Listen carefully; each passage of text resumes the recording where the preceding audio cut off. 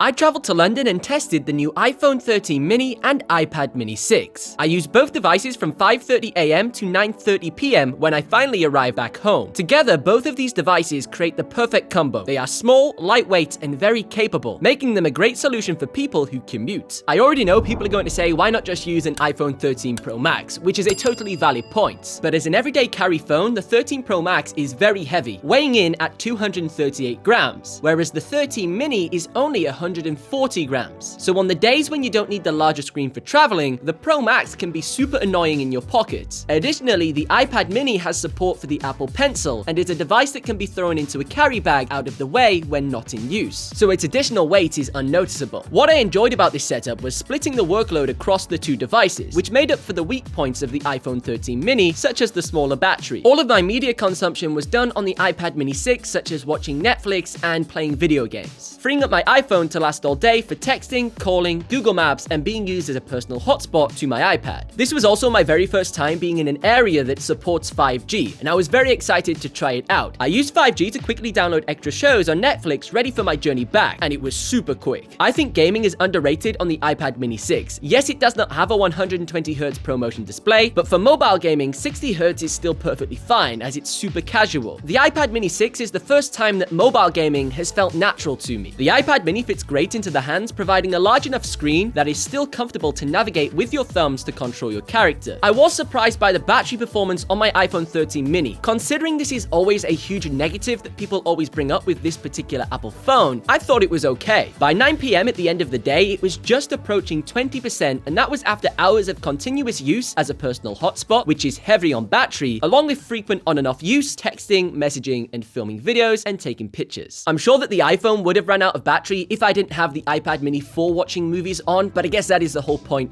of this particular setup. Taking the iPad mini 6 outside was much easier than I expected. It fit perfectly into my coat pocket, removing the need to bring an extra bag. Removing the Apple Pencil from the device was needed to do this though, which did make me anxious about it falling out of my pocket and losing the pencil. I think if you're a student, this could be a perfect setup. You've got the iPad mini for use in class, such as taking notes with the Apple Pencil, and then you have a phone that is easy to use and goes unnoticed in your pocket. If you want to see my full review of the iPad mini 6, check out this video next.